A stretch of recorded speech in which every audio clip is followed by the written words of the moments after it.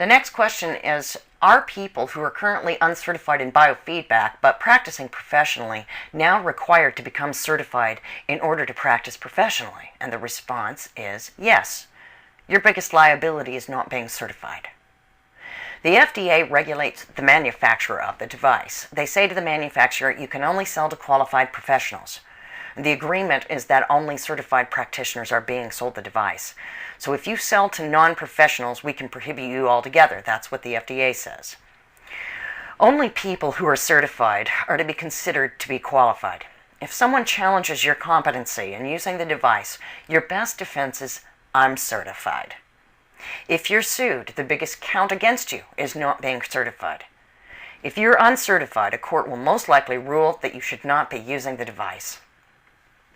The next question is licensed and certified equivalent? And the response is that they are not equivalent. You can practice biofeedback without a license as long as you're certified. If you have a medical license, you do not necessarily need to be certified, but you're better off in case someone raises questions about your competence using the device. Being certified in biofeedback is even more protection than a medical license when being challenged on whether or not you're competent in biofeedback. The next question is, what are the best types of certification and how are they maintained?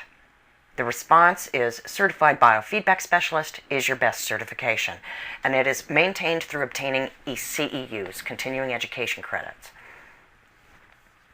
Question, is there a main group that's providing certification? And the response is the NTCB and BCIA are the main biofeedback certification boards in the U.S. The next question is, does this mean that training will be provided before purchase? And the response is no, because you've received a prescription for personal use, which you don't need a certification for. If you wished to become a professional certified biofeedback specialist and conduct biofeedback on others for pay, you would then, if you purchased through the Quantum Alliance, use your scholarship for beginners training at the Quantum Academies, where you will be granted, upon completion and demonstrating competence, a temporary technician status. This allows you to legally practice safely and obtain malpractice insurance. This then allows you to begin obtaining your required supervised practicum hours as you complete the remaining scholarships for the coaching skills course, the anatomy and physiology course if you haven't taken it prior to obtaining a biofeedback device, and the intermediate and advanced course scholarships. Most certified fields have a period of professional internship, where you're partially trained enough to practice safely, but not yet complete with all the advanced training required.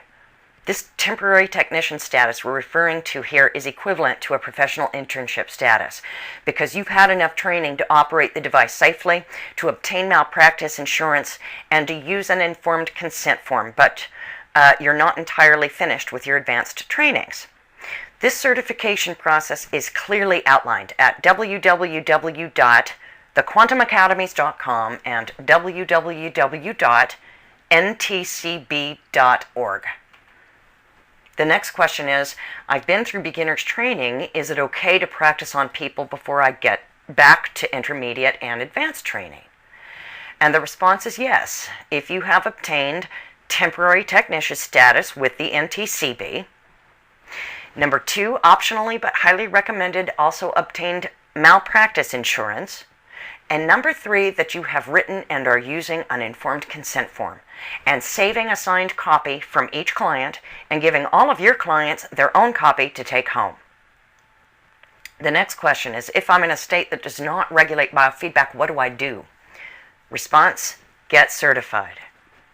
The next question, will we have to be registered with the FDA as device owners? And the response is no, they only regulate manufacturers. The next question is, can a massage therapist use the word therapist or therapy? And the response is yes, in reference to massage, but not to any other health issue, disease, or condition outside the scope of massage. And that's also to distinguish it from recreational massage. The next question is, can we still say treat and diagnose stress? The response is you should not, and actually you never should have. The next question is, if we certify through another organization other than the NTCB, do we also have to certify through them? And the response is not if the certification is a sound certification. There are criteria for certifying organizations, so check and see if they're valid. The next question is, if you are certified in Canada, can you bring the device to America and use it? And the response is yes.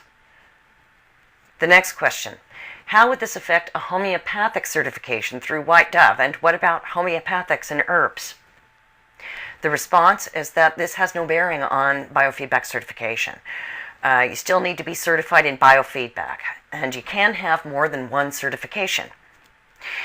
My input with this is that with some dosages of homeopathics, some are considered as requiring a prescription in some states.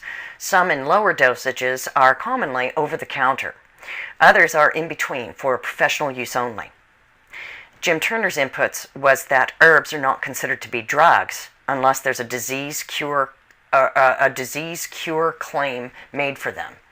It becomes a drug when claims are made, and it has to go through the same process as any other product. That would also be true for a bottle of water. If you say, this bottle of water cures cancer, it then becomes a drug by virtue of your saying that about it. The implications are self-evident. Herbs are dietary supplements, and they can make certain claims if they have evidence that the FDA has recognized.